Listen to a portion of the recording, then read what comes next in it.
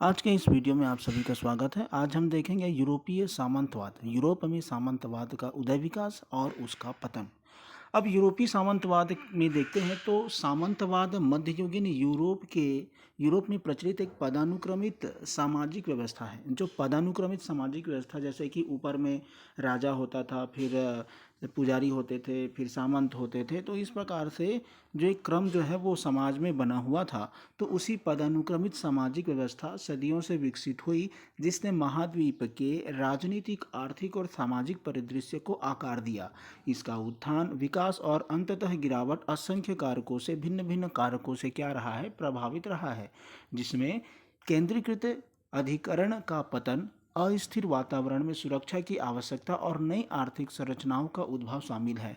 मतलब भिन्न भिन्न प्रकार के आर्थिक उथल पुथल हुए, वातावरण बना, सुरक्षा की आवश्यकता के आधार पर ये सब जो है क्या बना, सामंतवाद का उदय होता है। इस निबंध का उद्देश्य यूरोपीय सामंतवाद के प्रक्षेप पथ का पता लगाना, मतलब यूरोपीय सामंतवाद के बारे में पता लगाना और उसकी उत्पत्ति का पता लगाना और उसके विकास के बारे में और उनके ताकतों का हम क्या करेंगे, अध्ययन करेंगे। सामंतवाद की सबसे पहले देखते हैं उत्पत्ति। तो यूरोपीय सामंतवाद की उत्पत्ति का पता 9वीं और 10वीं शताब्दी में कैरोलिंगियन साम्राज्य के विघटन से पता चलता है। जो कैरोलिंगियन साम्राज्य था, जब उसका विघटन होता है 9वीं 10वीं शताब्दी में, तब इसकी जानकारी हमको मिलती है, जो कि यूरोप का एक देश है। अब यूरोप का देश, इतने दिन से आप वीडियो देख रहे होंगे, तो किस प्रकार से यूरोप का देश को सर्च करते हैं वो आप देख लीजिएगा, बनाना कैसे वो भी आप देख लीजिएगा। केंद्रीकृत सत्ता के पतन के साथ स्थानीय सरदारों और रईसों ने वफादारी और सेवा के बदले सुरक्षा की पेशकश करते हुए अपने क्षेत्र पर अधिकार नियंत्रण स्थापित करना शुरू कर दिया। मतलब जब एक राजा का जिस प्रकार से केंद्रीकृत सत्ता होता है, तो वो जो राजा का जो सत्ता है उसका पतन हो गया। अब वो पतन होने के बाद स्थानीय रईस लोग, स्थानीय बड़े जमींदार लोग, जिसके पास बहुत ज़्यादा संपत्ति थी, बहुत ज़्यादा रईस थे, ऐसे लोग क्या करते थे, सेवा लेते थे और उस सेवा के बदले उन लोग क्या करते थे, सुरक्षा प्रदान करते थे लोगों को। मतलब राजा की स्थिति खराब हो गई तो बड़े बड़े रईसे लोग क्या करने लगे, अपना नियंत्रण स्थापित करने लगे। यह व्यवस्था, जिससे सामंती अनुबंध के रूप में जाना जाता है, ने सामंती संबंधों का आधार बनाया। तो यहीं से क्या होता है, सामंतवाद का क्या होता है, उदय होता है। मतलब केंद्रीय सत्ता का पतन हुआ, उसके बाद फिर जो रईस, जो जमीन वाले लोग थे, उन लोगों ने क्या किया, अपना नियंत्रण स्थापित करना शुरू किया और लोगों को सुरक्षा देना चालू किया। अब इसमें देखते हैं सामंतवाद की प्रमुख विशेषताएं। तो सामंतवाद की विशेषता एक कठोर पदानुक्रमित संरचना थी, जिसमें शीर्ष पर राजा और सम्राट थे, इसके बाद कुलीन, शूरवीर और किसान थे। मतलब सबसे पहले जो सामंतवाद की व्यवस्था में देखेंगे तो सबसे पहले कौन था, ऊपर में इस प्रकार से पिरामिड जब आप बना लेते हैं तो सबसे पहले कौन था, राजा था। उसके बाद फिर दूसरे में बाद कुलीन वर्ग के लोग, कुलीन मतलब पैसे वाले और जो अपने आप को उच्च समझते थे वो लोग थे, और शूरवीर जो सैनिक वगैरह का काम करते थे वो लोग था। उसके बाद फिर उसके नीचे में सैनिकों की स्थिति थी। और भूमि, धन और शक्ति का प्राथमिक स्रोत राजा द्वारा अपने जागीरदारों को सैन्य सेवा और वफादारी के बदले दी जाती थी। मतलब कोई राजा क्या करता था, कोई अच्छा काम करता था तो अपने जागीरदारों को, अपने जमींदार लोगों को, जिनके पास अच्छा खासा पैसा होता था, वैसे लोगों को वफादारी के बदले वो कुछ कुछ क्या देते थे, राजा के द्वारा जागीरदार और सैन्य सेवा की वफादारी के बदले कुछ कुछ उन लोगों को धन, शक्ति और भूमि वो प्रदान करते थे। इस भूमि को फिर छोटे राजाओं के बीच विभाजित किया गया, जिन्होंने बदले में शूरवीरों और किसानों को कुछ हिस्से दिए। मतलब समझ रहे होंगे कि सबसे पहले ऊपर में होता था राजा, राजा के बाद सब उसके राजा के बाद होता था कुलीन वर्ग, कुलीन मतलब जो उच्च वर्ग, जो अपने आप को उच्च समझते थे, और शूरवीर, उसका सैनिक वगैरह का टीम आता था, उसके बाद फिर किसानों का टीम आता था। इस प्रकार से चार वर्ग इसमें बटे हुए थे। पिरामिड बना करके आप अच्छे से इसको बना लीजिएगा। और जो राजा होता था वो क्या होता था, जागीरदारों को, जो सैनिक का काम करते थे और वफादारी करते थे राजा के प्रति, उन लोगों को भूमि देते थे, धन देते थे और उन लोगों को शक्ति देते थे। तो उससे क्या होता है, उन लोगों को बल मिला। और उसके बाद फिर सामंती पदानुक्रम की जब बात करते हैं, सामंती पदानुक्रम के शीर्ष पर राजा होता था। स्वाभाविक सी बात है, यहाँ पर कौन रहेगा, सबसे पहले राजा होता था, और जिसका भूमि और उसके निवासियों पर अंतिम अधिकार होता था। अंतिम अधिकार किसका होता था? राजा का होता था। अब अंतिम अधिकार राजा का होता था, जिसका भूमि और अपने निवासियों पर अंतिम अधिकार होता था। राजा के नीचे कुलीन लोग रहते थे। ये जो राजा थे, राजा के नीचे कुलीन लोग रहते थे, जो ताज के जागीरदार के रूप में काम करते थे। जो क्या करते थे? जागीरदार के रूप में काम करते थे। जागीरदार मतलब जिस प्रकार से जमींदार लोग काम करते हैं वैसे ही काम करते थे। उनका काम क्या है भाई? नौकर चाकर देखना, लोगों को भूमि देना कृषि के लिए, वहाँ से फिर टैक्स वसूलना, इस प्रकार से वो काम करते थे जागीरदार लोग। और अपने क्षेत्रों का प्रशासन करते थे, और बुलाए जाने पर सैन्य सहायता प्रदान करते थे, और लोगों को बुला करके वो सैनिक सहायता भी उन लोगों को देते थे। कहीं आक्रमण करना है, यहाँ पर कहीं सैनिकों का ज़रूरत है तो उसके लिए भी। फिर सूरवीरता को संहिता में बंधे प्रशिक्षित योद्धा सामंती सैन्य प्रणाली की रीढ़ के रूप में कार्य करती थी। उसके बाद भी जो तीसरा जो पंक्ति था, ये पहला तो टॉप में राजा रहते थे, दूसरे में फिर कुलीन लोग रहते थे, और जो जागीरदार के रूप में काम करते थे। तीसरा पंक्ति था वो था सूरवीरों का, जो लड़ाई का काम करते, जो सैनिक का क्या करते थे, जो सैनिक का काम करते थे। उसके बाद फिर पदानुक्रम के निचले भाग में क्या होते थे? निचले भाग में जो है किसान होते थे। सबसे निचले भाग में किसान होते थे, जो सुरक्षा और स्वामी की संपत्ति पर रहने के अधिकार के बदले भूमि पर काम करते थे। अब आपको यहाँ रहना है तो उसके बदले आप क्या करो? यहाँ पे काम करो। तो टॉप पर कौन कौन रहते थे? राजा रहते थे। उसके बाद फिर कुलीन लोग रहते थे, यही लोग क्या बनते थे? जागीरदार वगैरह। इन लोगों को वैसे सुविधा इन लोगों को दी जाती थी, जिससे सामंतवाद, यही सामंती व्यवस्था का काम ये लोग करते थे, और इन्हीं का फिर चलता था, और यही लोग शासन प्रशासन करते थे। और तीसरा श्रेणी में सूरवीर, मतलब जो सैनिक सेवा का काम करते थे, वो लोग इसमें आते थे।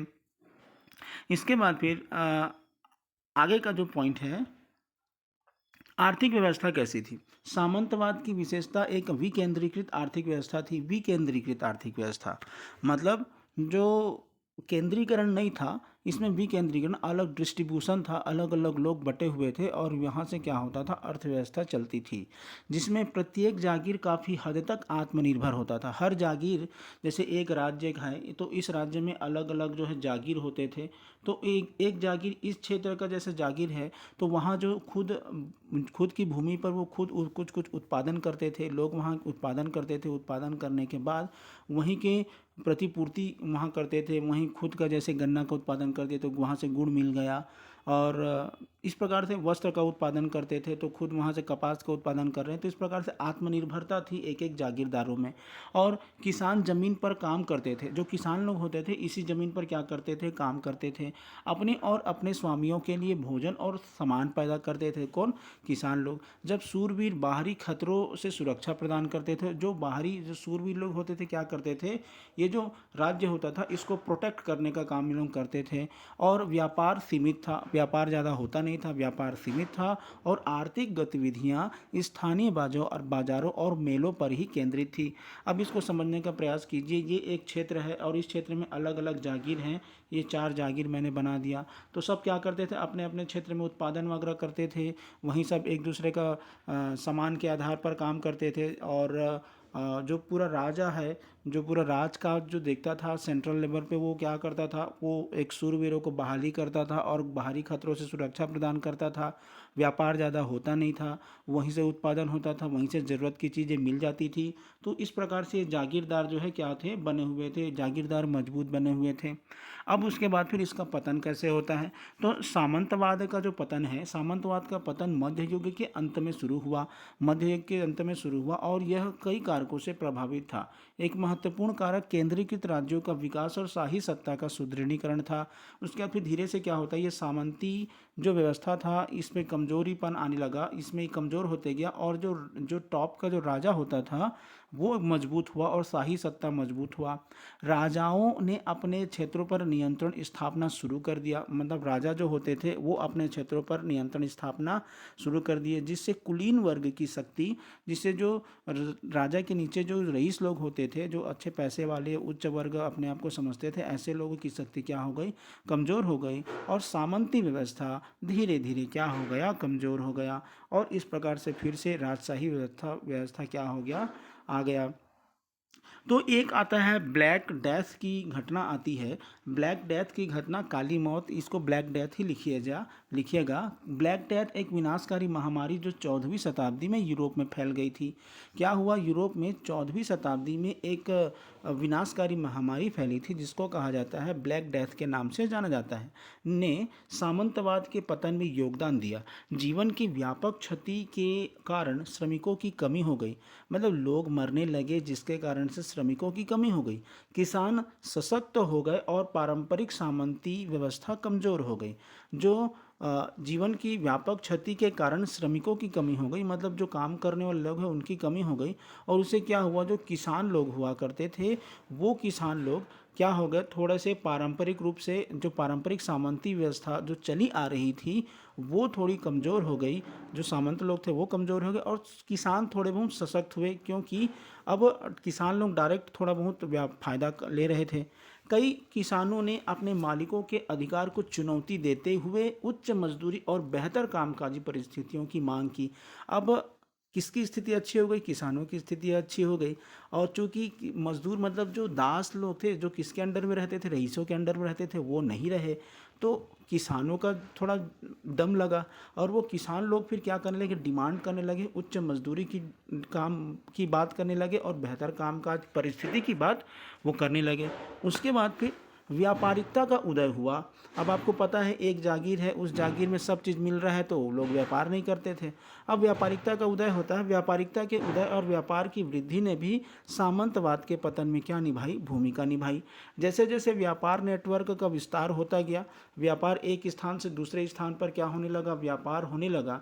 यहाँ के लोग वहाँ, वहाँ के लोग यहाँ जब आते थे तो पुरानी सामंती आर्थिक व्यवस्था तेज़ी से पुरानी होती गई। मतलब एक जागीर में जो जो भी उत्पादन हो रहा है वो यहाँ फिर वो दूसरे जगह जाने लगा और ये यहाँ आने लगा। तो उससे क्या हुआ, जो जमींदारी लोग थे, जो कुलीन लोग थे, उन लोगों का थोड़ा शक्ति या उन लोगों की लोग कम सुनते थे, जिसके कारण से ये भी एक व्यापारिकता के कारण भी जमींदारी व्यवस्था या सामंतवादी व्यवस्था जो है कमज़ोर होती गई। धन और शक्ति ग्रामीण इलाकों से शहरों में स्थानांतरित हो गई। वही अब धन और शक्ति जो ग्रामीण इलाकों में थी वो कहाँ चली गई, अब स्थानांतरित होकर के शहर हो गए। भाई व्यापार का विकास होगा तो व्यापारिक शहर बनेंगे, व्यापारिक शहर बनेंगे तो वो धन कहाँ पे था, जो गांव में था वो कहाँ चले गया, शहर में चले गया। जहाँ व्यापारियों और कारीगरों को अधिक प्रभाव था, जहाँ व्यापारियों और कारीगरों का अधिक प्रभाव था, अब व्यापारी लोग क्या हो रहे हैं, आ गए। उसके बाद फिर आगे आता है सैन्य नवाचार। जो सामंतवाद का जो पतन है उसमें सैन्य नवाचार भी एक कारक है। सैन्य नवाचार ने भी सामंत के पतन में भूमिका निभाई। बारूदी हथियारों और पेशेवर स्थायी सेनाओं के आगमन ने सूरवीरों और सामंती लेवी पर आधारित सामंती सैन्य प्रणाली को कमज़ोर कर दिया। इससे पहले क्या होता था, जो सामंत जो रईस लोग होते थे, मतलब सामंत मतलब रईस, जो कुलीन लोग होते थे, वो लोग क्या करते थे, सैन्य प्रणाली अपने हिसाब से लागू करते थे। अब तो स्पेशल सैनिक नहीं रहते थे वो लोग क्या करते थे, किसान होते थे, उन्हीं लोगों को जब ज़रूरत पड़ता था तो उसको सैनिक में शामिल करते थे। लेकिन अब ये होने लगा, बारूद हथियार आने लगे तो उसके लिए प्रशिक्षित हथियार सैनिक चाहिए, तो वो वही काम करेगा पेशेवर। जैसे कि शिक्षक होते हैं, पार्ट टाइम शिक्षक नहीं, आपको फुल टाइम शिक्षक चाहिए, अच्छा शिक्षक चाहिए, तो वैसे ही अच्छा सैनिक चाहिए तो आपको पेशेवर और प्रशिक्षित आपको क्या चाहिए, हाँ सैनिक चाहिए। तो उसका आगमन आया, तो इस प्रकार से परिस्थिति बनने लगी। राजाओं ने पेशेवर सैनिकों और भाड़े के सैनिकों पर अधिक भरोसा शुरू कर दिया। मतलब पेशेवर सैनिक मतलब प्रशिक्षित सैनिक पर को भरोसा दिया, और भाड़े के जो बाहर से किराए में लाते थे, जो जिनको पैसा दे करके लड़ने के लिए जिनको लाया जाता था, उन पर भरोसा करना शुरू कर दिया, जिससे कुलीन वर्ग की शक्ति और क्या हो गई, कमज़ोर हो गई। मतलब जो कुलीन लोगों की बात करने वाला जो सेना थी वो तो समाप्त हो गया ना। अब वो किसके बात मान रहे हैं, राजा अपने अंडर में स्पेशल सैनिक ले रहे हैं, तो उसके कारण से भी क्या हुआ, सामंतवाद का पतन हुआ। आगे है, निष्कर्ष रूप में कहा जा सकता है कि यूरोपीय सामंतवाद का उत्थान, विकास और पतन राजनीतिक, आर्थिक और सामाजिक कारकों की एक जटिल परस्पर और क्रिया और आकार लिया गया था। आकार लिया गया था। प्रारंभिक मध्य युग में केंद्रीकृत सत्ता के पतन से उभरकर, मतलब स्टार्टिंग में क्या हुआ, जो केंद्रीकृत सत्ता था वो पतन हुआ, तो उससे उभरकर ये सामंतवाद आया। सामंतवाद ने अशांत युग में सामाजिक संगठन और सुरक्षा प्रदान करने के लिए एक रूपरेखा दी। हालांकि मध्य युग के अंत तक केंद्रीकृत राज्यों के उदय, फिर केंद्रीकृत राज्यों का उदय हुआ, शाही युग आया, जनसांख्यिकी बदलाव आया, आर्थिक परिवर्तन आया, सैन्य नवाचार के कारण सामंती व्यवस्था कमजोर होने लगी, जबकि सामंतवाद की विरासत विभिन्न रूपों में कायम रही। सामंतवाद की विरासत विभिन्न रूपों में उसकी जो विरासत है वो बनी रही, जिसके पतन ने यूरोपीय इतिहास के एक नए युग की क्या किया, शुरुआत को दिखाया। तो वीडियो देखने के लिए धन्यवाद।